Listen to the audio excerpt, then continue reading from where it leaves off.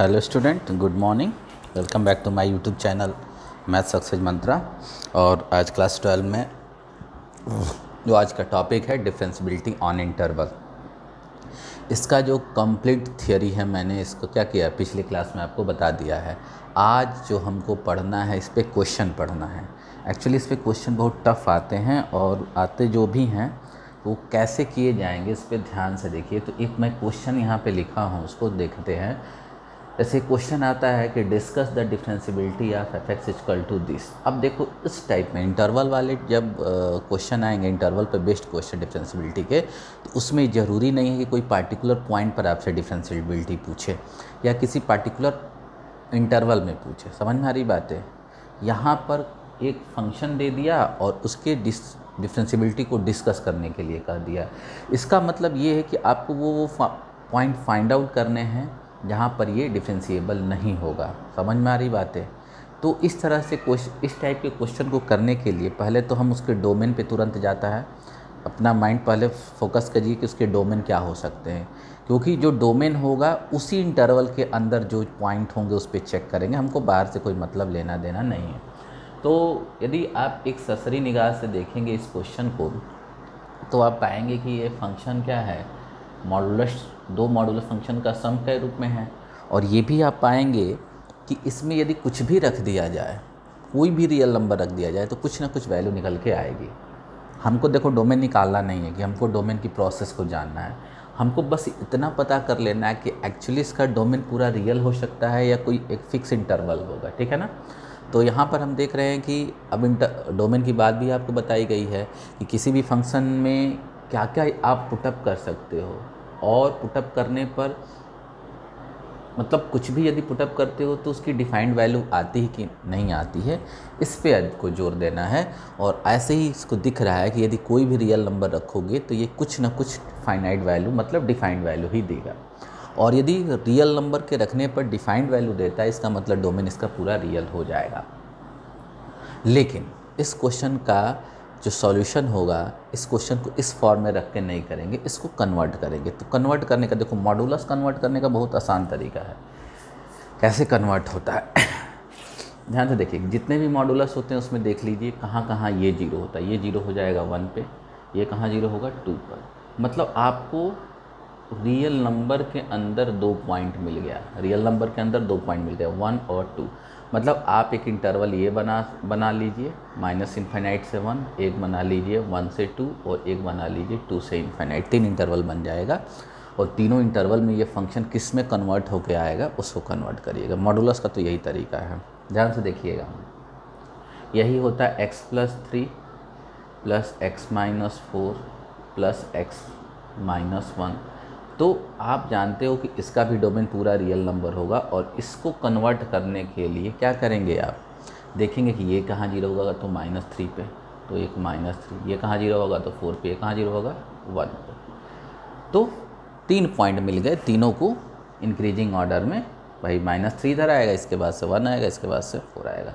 3 interval में break कर दीजिए, और ब्रेक करने के बाद ये किस में कन्वर्ट होगा वो देखते हैं। तो इसको हम कन्वर्ट करेंगे। हम तो ये एग्जांपल बता दिए कि कोई भी मॉडुलस फंक्शन आएगा तो कैसे उसके इंटरवल को हम ब्रेक करते हैं। समझ में आ रही बात है? क्योंकि इस क्वेश्चन का फॉर्मेट जो फंक्शन है इस टाइप से नहीं लिखेंगे। अब ये फंक्शन कन्वर्ट होकर क्या होगा, ध्यान से देखिए।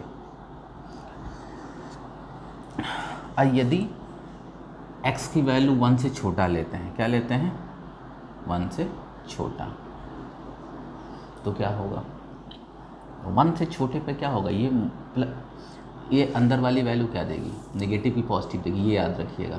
तो हम जानते हैं कि यदि 1 से छोटा कुछ भी रखेंगे तो ये भी नेगेटिव देगा, ये भी नेगेटिव देगा। और मॉडुलस की प्रॉपर्टी है, मॉड ऑफ x की डिफिनीशन है कि x कब देगा, जब x > और = 0 हो, और -x कब देगा, जब x की वैल्यू <0 हो। तो हमको तो ये पता चल गया।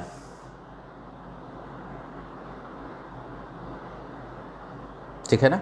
मतलब अंदर वाला यदि निगेटिव है, अंदर वाला यदि पॉजिटिव है, तो सीधे सीधे मॉड से बाहर निकल जाता है, लेकिन ये पता चल गया कि अंदर वाला तो निगेटिव है, तो मॉड हटाएंगे तो माइनस साइन लाएंगे। इस चीज़ पे ध्यान दीजिएगा।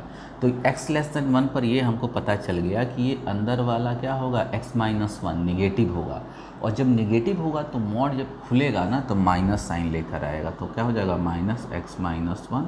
और इसी तरह ये भी निगेटिव होगा। भाई 1 से छोटा कुछ भी रख के देख लो ना कि अंदर वाला निगेटिव हो रहा है कि पॉजिटिव हो रहा है, निगेटिव ही होगा। तो जब निगेटिव होगा तो ये भी मॉड हटेगा तो माइनस साइन आ जाएगा, ये ठीक। अब क्या है, 1 से 2, 1 से 2 में क्या होगा, 1 से 2 में ये तो क्या दे देगा आपको, ये क्या देगा आपको, पॉजिटिव देगा, लेकिन ये नेगेटिव देगा। तो इसको पॉजिटिव रखेंगे तो पॉजिटिव है, अंदर वाला यदि 1 से 2 में पॉजिटिव हो गया तो मॉड हटेगा, तो जैसे का था वैसे ही रह जाएगा। तो क्या हो जाएगा x-1, और ये अंदर वाला नेगेटिव हो जाएगा तो माइनस हो जाएगा x-2, ठीक है। फिर 2 से बड़ा, x>2, जब 2 से बड़ा लोगे तो अंदर वाला ये भी पॉजिटिव, ये भी पॉजिटिव, तो मॉड हटा दो, कोई चेंजिंग नहीं आएगा, x-1 प्लस x-2। बात क्लियर हुई नहीं हुई, बताइए।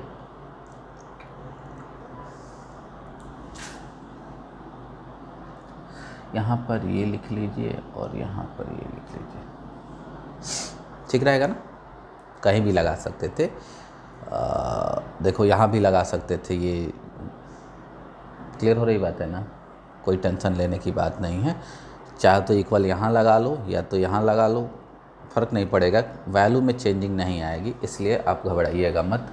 आप ये मत सोचिएगा, क्योंकि 1 तो लेना है, क्योंकि 1 पे भी डिफाइंड होगा, तो 1 तो कहीं ना कहीं यदि इस तरह से आप लिखोगे तो 1 2 को तो छोड़ दिया आपने, 1 को ले लो 2 को भी ले लो, समझ में आ रही बात है। इसलिए हम क्या करेंगे कि या चाहो तो दोनों यहाँ पर लगा दो, कोई दिक्कत नहीं है, बोलो कोई दिक्कत नहीं है, आप यहाँ भी लगा सकते हो। चलो हमने इस तरह कर लिया, कोई दिक्कत नहीं है, ज़रूरी है तो यहाँ लगा लो, यहाँ लगा लो, कोई फ़र्क नहीं पड़ता है हो गया। अब लेकिन इसको और आगे सिंप्लीफाई कर लीजिए भाई। यदि आप इसको इस तरह से छोड़ देते हैं, इसका मतलब ये फंक्शन पूरे रियल नंबर में तो डिफाइंड हो गया, लेकिन 1 और 2 पर कहीं दिख ही नहीं रहा। तो 1 और 2 पे करोगे ना, तो देखो यदि x की वैल्यू 1 या 1 से छोटा रखोगे तभी भी यही आएगा, या 1 से छोटा रखोगे तभी भी यही आएगा। क्लियर हो रही बात है ना। इसलिए हम दोनों यहीं पे लगा लेते हैं, कोई आपको वैल्यू में देख लीजिएगा। यदि यहाँ लगा लोगे और 1 पे वैल्यू निकालोगे यहाँ से, तो वही आएगा जो यहाँ लगाने पर आएगा। अब देखो 1 पे वैल्यू यहाँ से क्या देगा, ये तो 0 हो जाएगा, और ये कितना देगा +1 दे देगा, और यहाँ रखेगा तो उसमें भी रखोगे तो 1 0 दे देगा, और ये +1 देगा। तो 1 इसमें भी रखोगे तो उतनी वैल्यू देगा, 1 इसमें भी रखोगे तो उतना ही वैल्यू देगा, लेकिन 1 एक ही जगह रखोगे, दोनों जगह नहीं, ठीक है ना। इसलिए या तो आप यहाँ लगा लो, और सबसे बढ़िया है कि आप 1 और 2 को ये मान लो। क्लियर हो रही बात है, अब ठीक रहेगा। क्लियर, इसमें ज़्यादा उलझने वाली बात नहीं है, क्योंकि ये इस टाइप का फंक्शन ही है कि यदि 1 पे वैल्यू निकालोगे इस फंक्शन से उतना ही आएगा जितना कि इस फंक्शन से आएगा, और 2 पर वैल्यू ये जितना देगा उतना ही ये देगा। इसका मतलब ये हुआ कि x की वैल्यू आप इस फंक्शन के लिए 2 मान सकते हो, और x की वैल्यू इस फंक्शन के लिए भी 1 मान सकते हो, या x 1 यहाँ ले लो, 1 यहाँ छोड़ दो, 2 यहाँ ले लो, 2 यहाँ छोड़ दो, तभी भी सही हो जाएगा। ये उस टाइप का फंक्शन ही है। हाँ, कहीं कहीं क्या होने लगता है, कहीं कहीं ऐसा होने लगता है कि 1 पे यहाँ से वैल्यू कुछ आती है और यहाँ से कुछ आती है, तो इसके बाद से फंक्शन को देख कर कि 1 कहाँ पर सूटेबल बैठ रहा है उसी को लेते हैं, ठीक ना। जब आएगा तो बता देंगे, लेकिन यहाँ पर याद रखिएगा कि x की वैल्यू यहाँ का ना लेके यहाँ भी मान ले लोगे तो कोई दिक्कत नहीं होगा, और 2 की वैल्यू यहाँ ना लेके यहाँ भी ले लोगे तो कोई दिक्कत नहीं होगी। अब इसको सॉल्व करोगे तो -x कितना हो जाएगा, -2x, ये होगा +1 + 2 कितना हो जाएगा 3। ये पता चल गया कि -2x + 3 आ गया। अब यहाँ पर सॉल्व करोगे तो x कैंसिल, ये हो जाएगा 1, और ये हो गया आपका ये, और यहाँ पे सॉल्व करोगे तो x 2x 2x - 3 आ जाएगा। X greater than 2। तो फाइनल जो कन्वर्जन हुआ आपका ये हो गया, और इसी की अब डिस्कस करेंगे हम डिफरेंशियबिलिटी। अब इस फंक्शन का डिफरेंशियबिलिटी हम डिस्कस नहीं करेंगे, कैसे हुआ है, क्या ब्रेक हो रहा है, ये बातें आपको समझ में आ रही होगी। बहुत ध्यान से देखिएगा, रिवाइज कर लीजिए। अब थोड़ा सा मिटा रहे हैं क्योंकि इसमें थोड़ा जगह ज़्यादा लगेगा, और चलो इधर लिख लेते हैं, फिर बाद में मिटाते हैं।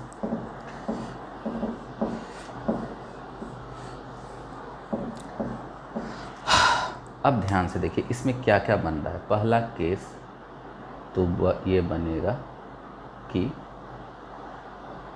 पहला केस बनेगा x इज़ लेस देन 1 का, और s इज लेस देन पर f(x) कितना होगा -2x + 3।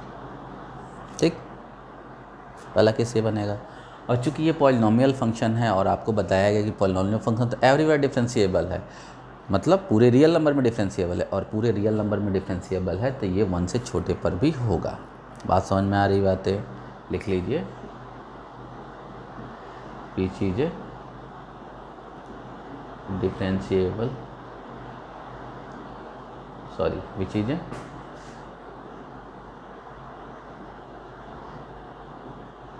पॉलिनोमियल फंक्शन, लिख लीजिए। We know that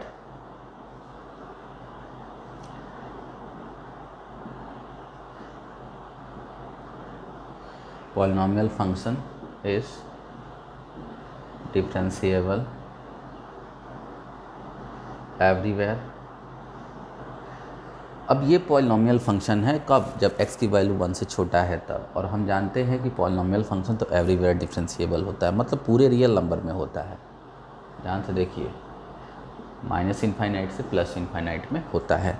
और आपको बताया गया है कि यदि कोई फंक्शन किसी बड़े इंटरवल में डिफरेंशिएबल है तो उसके छोटे माने उसी के सब इंटरवल में, अब 1 यहाँ है और 1 को छोड़कर 1 से छोटा, तो ये बताइए ये यहाँ से यहाँ तक इंटरवल -∞ +∞ का ही तो सब इंटरवल है, उसी का तो पार्ट है।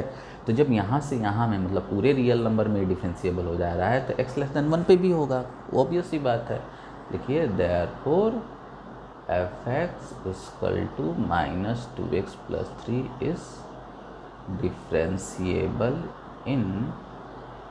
differentiable for x is less than 1।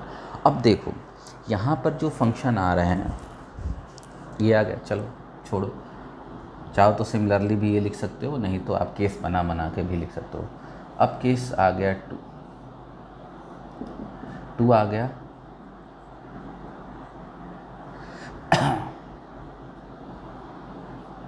ये आ गया, ठीक ना। अब इसमें क्या है, f(x) = 1। अब ये बताइए कि f(x) = 1 किस टाइप का फंक्शन है, कांस्टेंट फंक्शन है, और आपको शायद लिखवाया गया है, देख लीजिएगा मैं लिखवाया भी हूँ। तीसरा पॉइंट है जो डिफरेंशियबिलिटी के इम्पॉर्टेंट रिजल्ट लिखवाए गए हैं, उसमें लिखवाया गया है कि constant function is differentiable everywhere. मतलब ये जो कांस्टेंट फंक्शन है, कोई भी फंक्शन किसी कांस्टेंट के इक्वल, f(x) कांस्टेंट के इक्वल लिखा है तो वो कांस्टेंट फंक्शन होगा, और ये कांस्टेंट फंक्शन है तो ये भी डिफरेंशिएबल होगा एवरीवेयर, और यदि एवरीवेयर है तो 1 से 2 में भी होगा। पूरी कहानी वैसे लिखना, लिखिए विच is a constant function and constant function is differentiable everywhere, therefore f(x) = 1 is differentiable for x for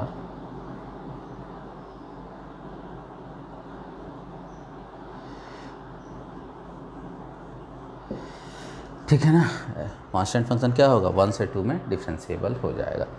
अब एक बचा 2 से बड़े पर, तो 2 से बड़े पर भी देखो पॉलिनोमियल फंक्शन है कि नहीं है।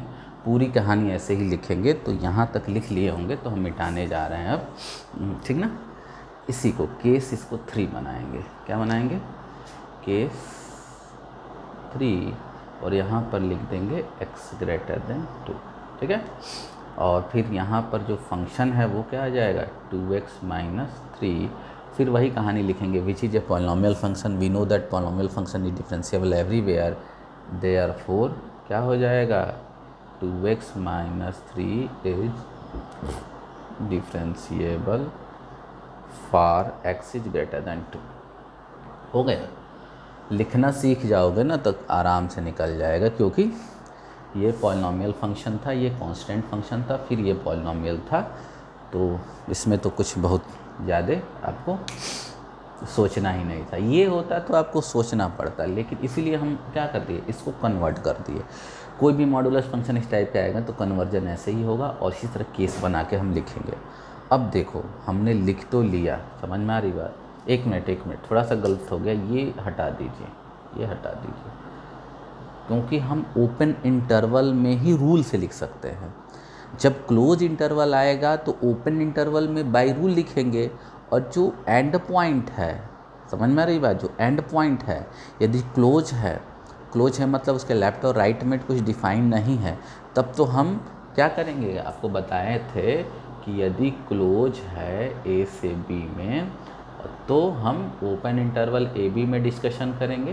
क्या करेंगे, ओपन इंटरवल ए बी में बाई रूल लिख देंगे, और ए पर क्या करेंगे, राइट हैंड डेरिवेटिव, और बी पर लेफ्ट हैंड डेरिवेटिव कैलकुलेट करेंगे। और ए के राइट में यदि राइट हैंड डेरिवेटिव एग्जिस्ट करता है, उसकी फाइनाइट वैल्यू आती है, तो ए पे भी डिफरेंशिएबल होगा, और बी के लेफ्ट में यदि फाइनाइट वैल्यू आती है तो भी वो क्या हो जाएगा, डिफरेंशिएबल हो जाएगा। उसको किसी और चीज़ के इक्वल होने की ज़रूरत नहीं है, केवल यदि राइट में ए पर वो केवल लेफ्ट उसकी राइट हैंड डेरिवेटिव एग्जिस्ट कर जाती है तो उसी से ही ए पर वो डिफरेंशिएबल हो जाएगा। ध्यान से देखिएगा, लेकिन कब, जब ए क्लोज होता, मतलब ए के लेफ्ट और राइट में कुछ ना होता। तो ओपन, ध्यान से देखिएगा, यहाँ हमने क्लोज लगा लिया था, जो गलत कर दिया था। क्लोज में बाई रूल नहीं लिख सकते हो, समझ में आ रही बात है। बाई रूल लिखने के लिए आपको क्या करना पड़ेगा, 1 और 2 पर, 1 पर राइट हैंड डेरिवेटिव और 2 पर लेफ्ट हैंड डेरिवेटिव चेक करना होता। लेकिन एक चीज़ और है ना, हम बाई रूल क्लोज में ओपन में लिख दिए, और 1 पे राइट और 2 पे लेफ्ट से काम नहीं चलेगा यहाँ पर, क्योंकि 1 के राइट में ऑलरेडी फंक्शन है इसमें। देखो 1 के राइट में भले ही 1 और 2 पे यहाँ पर क्लोज है, लेकिन 1 के राइट में क्या है, ये फंक्शन। 2 के लेफ्ट में क्या है, ये फंक्शन है कि नहीं है। इसका मतलब ये हुआ कि आपको दो पॉइंट छूट गया है आपका, सब कुछ लिख दिया गया। 1 से छोटे पर डिफरेंशिएबल दिखा दिए, 1 to 2 ओपन में डिफरेंशिएबल दिखा दिए, और 2 से बड़े पे डिफरेंशिएबल दिखाए। पॉइंट छूटा तो छूटा कौन सा, 1 और 2 छूटा। क्या छूटा, 1 और 2 आपका छूट गया है। मतलब इस पॉइंट पर हमने अभी डिफरेंशिएबिलिटी चेक नहीं की है। आप देख लीजिएगा थोड़ा सा रिवाइंड करके, ये पॉइंट को आप ओपन बना लीजिए, क्योंकि क्लोज में आप रूल से नहीं लिख सकते। ये बताए भी हम प्रीवियस वीडियो में, अभी हमने थोड़ा सा माइंड से उतर गया था तो हमने लिख दिया था। ओपन में ही बाई रूल लिखेंगे, और यदि क्लोज में होगा तो 1 और 2 पे चेक करना होगा हमको। तो चलिए 1 और 2 पे चेक करते हैं। तो इधर ही मिटाते हैं ना,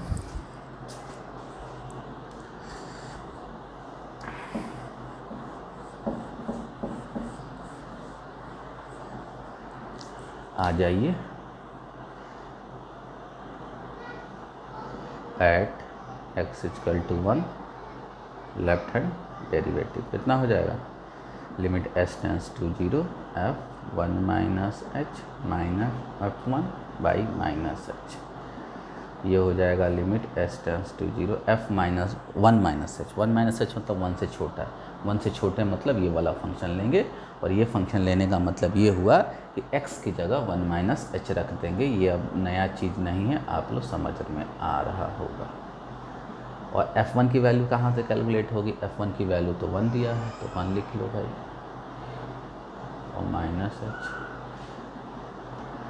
लिमिट s टेंस टू 0 कितना हो जाएगा, ये कितना होगा, -2 + 2h + 3 -1 h -2 ये माने -2 -1 -3 और +3 कैंसिल, और एस एच कैंसिल, तो कितना हो जाएगा, 2 आ जाएगा। कितना आ जाएगा, एस एच कैंसिल हो जाएगा। और जब एच ही नहीं रहेगा तो इस लिमिट का काम नहीं होगा। तो कितनी आ गई, लेफ्ट हैंड डेरिवेटिव आ गया 2, अब देखिए राइट हैंड डेरिवेटिव कितना हो जाएगा, limit s tends to 0 f1 plus h minus f1 by h, limit s tends to 0 1 plus h मतलब 1 से बड़ा, तो 1 से बड़े के लिए क्या है भाई 1 ही है, चलो भाई 1 है, ये f1 का वैल्यू कितना है 1 है, और नीचे कितना आ गया h, तो 0 बाई एच इक्वल टू क्या हो गया 0 आ गया। तो हम देख रहे हैं कि यहाँ पर लेफ्ट हैंड डेरिवेटिव कितना आ गया 0 आ गया, सॉरी लेफ्ट हैंड डेरिवेटिव तो 2 आ गया, लेकिन राइट हैंड डेरिवेटिव कितना आ जा रहा है,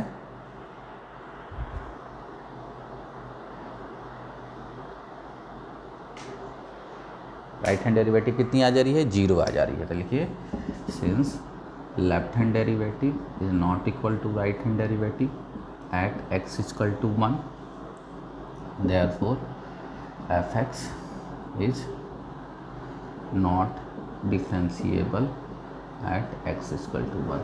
अब कौन सा पॉइंट बचा है 2 बचा है, तो चलिए 2 पे हम चेक कर लेते हैं, है ना, 2 पे चेक कर लेते हैं, ये बात समझ में आ रही होगी, 2 पे चेक कर लीजिए।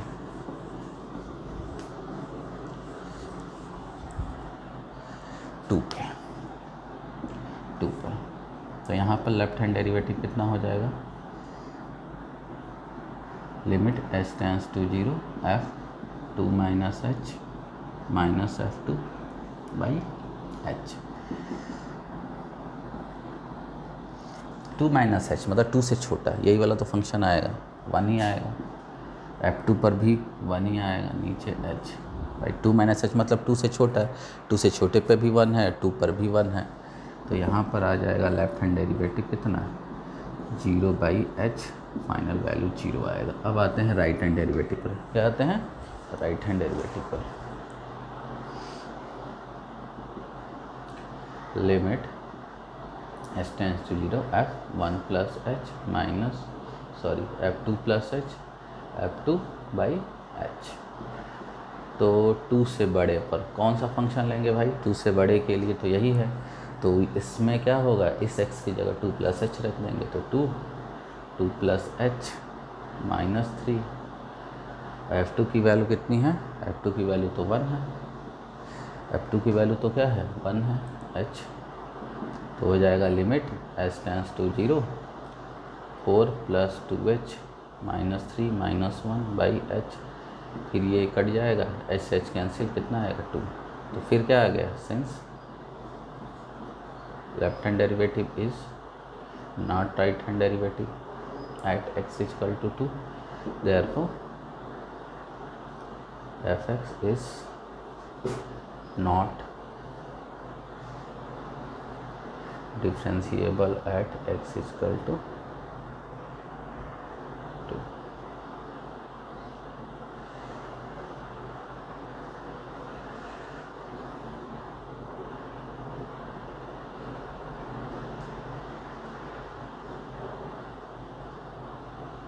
x इक्वल टू 2, तो हमको ये पता चल गया, तो ये फंक्शन तो क्या हो गया सब जगह डिफरेंशिएबल था, केवल 2 पॉइंट पर डिफरेंशिएबल नहीं है, कहाँ कहाँ 1 और 2 पे, तो ये बात आपको समझ में आ जाएगी, ठीक है।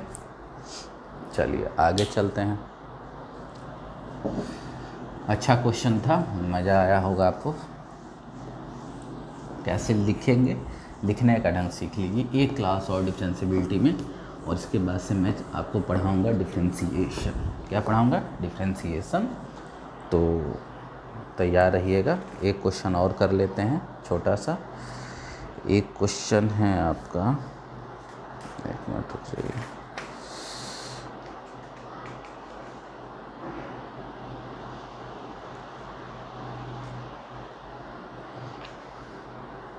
discuss the differentiability of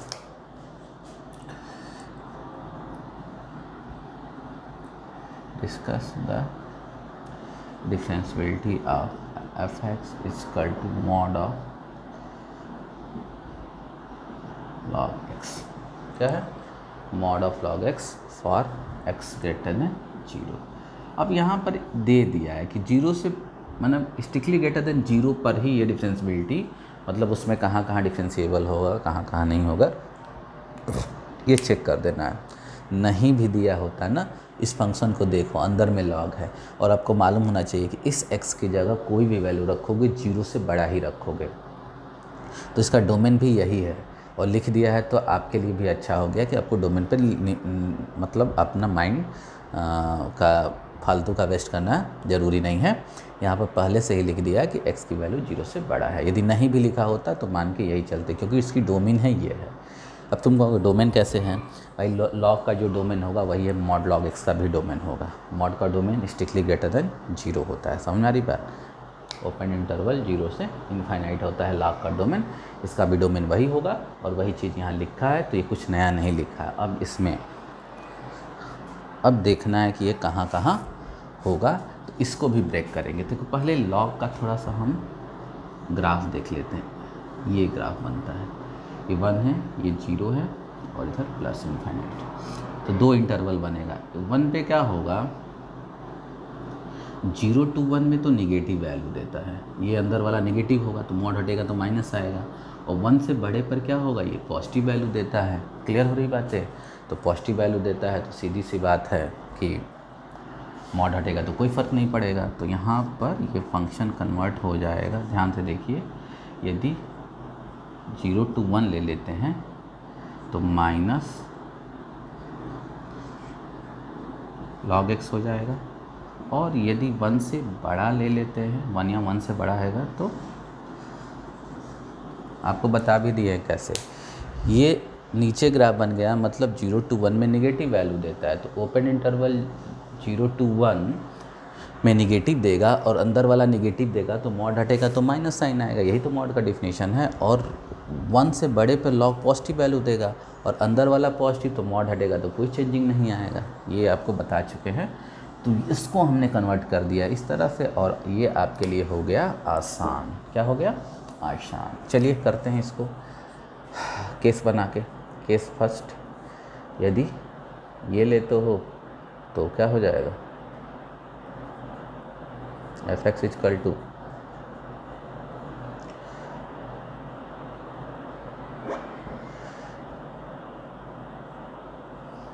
f(x) equal to minus of log x, f(x) equal to minus log of x, which is a differentiable function, which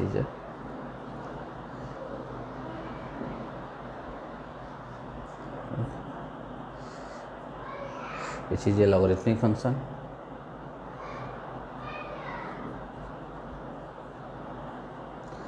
We know that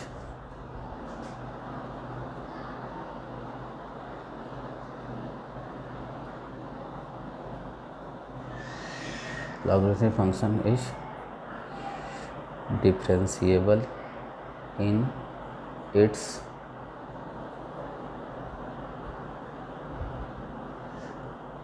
अब जानते हो कि लॉगरिथमिक अपने डोमेन में होता है, और डोमेन होता क्या है, 0, that is in 0 to infinite में होगा। और आपको मालूम होना चाहिए कि 0 to 1 तो 0 से इनफाइनाइट, ध्यान से देखिए, 0 से इनफाइनाइट में ही 0 to 1 होता है कि नहीं। 0 से इनफाइनाइट का ही सब इंटरवल है 0 to 1, तो कोई 0 से इनफाइनाइट में डिफरेंशिएबल हो तो 0 to 1 में नहीं होगा, ऑब्वियसली होगा यार। देयरफॉर f(x) मॉड, ये माइनस प्लस से कोई मतलब नहीं है, ये लॉगरिथमिक फंक्शन है, इससे मतलब है हमको, ठीक है ना। इतने चीज़ से हमको ये माइनस लगा है तो लगने दीजिए। Therefore f(x) equal to log of x is differentiable in 0 to, हो गया, 0 to 1 में डिफरेंशिएबल हो गया। अब 1 से बड़े पे देख लेते हैं, 1 छोड़ देंगे क्योंकि 1 तो क्लोज हो गया, क्लोज पे हम रूल से तो लिख नहीं पाएंगे। चलिए आगे बनाते हैं।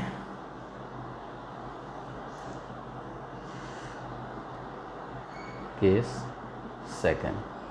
सेकेंड में ले लेते हैं x ग्रेटर देन 1, उसमें भी क्या आ जाएगा, f(x) equal to log x। और सिमिलरली जो लिखे हो वही सेम चीज़ लिखना है। क्या लिखना है फिर बता दे रहे हैं, which is a logarithmic function. क्या लिखेंगे, which is a logarithmic function, we know that logarithmic function is differentiable in its own domain, therefore f(x) is equal to log of x is differentiable in 1 to infinite, क्योंकि 0 से infinite का ही part होगा, 1 to infinite भी याद रहेगा ना। तो यहाँ हम लिख नहीं रहे हैं, यहाँ पर डायरेक्ट लिख रहे हैं सिमिलरली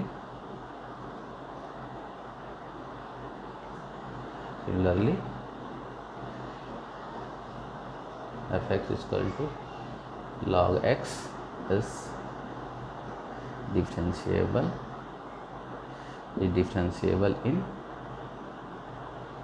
या differentiable for x is greater than 1। ध्यान से देखिए, x greater than 1 पे log of x होगा, बेस नहीं लिख रहे हैं तो बेस e ही है, log of x होगा। और similarly f(x) equal to log x, इसी तरह से जिस तरह से ये लिखे हो क्या लिखोगे, which is a logarithmic function, we know that logarithmic function is differentiable in its domain that is in 0 to infinite, क्योंकि डोमेन 0 to इन्फाइनाइट होता है। और देयरफॉर क्या हो जाएगा, f(x) equal to log of x 1 से बड़े पर भी हो जाएगा। कि याद रखिए यदि 0 से इन्फाइनाइट में डिफरेंशिएबल है तो 1 से इन्फाइनाइट भी 0 से इन्फाइनाइट में ही आता है, इसलिए 1 से इन्फाइनाइट में भी होगा, मतलब 1 greater than x greater than 1 में भी हो जाएगा। अब देखिए सब पे लिख लिए लेकिन 1 छूट गया है, तो 1 पे हम क्या करेंगे, हम अब at x equal to 1 left hand derivative, तो कितना हो जाएगा, limit s tends to 0 f(1 minus h minus f(1) by minus h, limit s tends to 0 1 minus h मतलब 1 से छोटा 1 माइनस h, ठीक ना भाई, यही ना है। इसी में तो x की जगह 1 माइनस h, और 1 पे क्या हो जाएगा, ये वाला है तो log 1 हो जाएगा 1 बाई माइनस। log 1 की वैल्यू तो क्या होती है, ये log है, याद रखिएगा, जो ऐसे c जैसे बन जा रहा है ना, ये याद रखिएगा log है, तो l थोड़ा सा log, ये log है, log of 1 minus h log of 1, log of 1 की तो बेस कोई भी वैल्यू रहे ये 0 हो जाएगा, तो कितना हो जाएगा, limit s tends to 0 minus, ये 0 हो गया, ये माइनस माइनस प्लस हो जाएगा, और log 1 minus h by h। देखो log 1 plus x by x की वैल्यू क्या होती है, 1 होती है, लेकिन यहाँ पर h का कोफिशिएंट माइनस है तो ये आ जाएगा -1। देख लीजिएगा log of -1 minus x by x जो होता है वो कितना देता है, -1 देता है। तो ये बात क्लियर हो गई। अब हम आएंगे राइट हैंड डेरिवेटिव पे 1 पे, चलिए थोड़ा सा और राइट हैंड डेरिवेटिव, तो क्या हो जाएगा, limit s tends to 0 f(1 plus h minus f(1) by h, तो 1 प्लस h 1 से बड़ा, 1 से बड़े के लिए ले लेंगे log 1 प्लस h, और f(1) तो f(1) he, sorry log of 1 होगा divided by h, log of 1 की वैल्यू 0 हो जाएगी, तो ये तो हो गया आपका 0,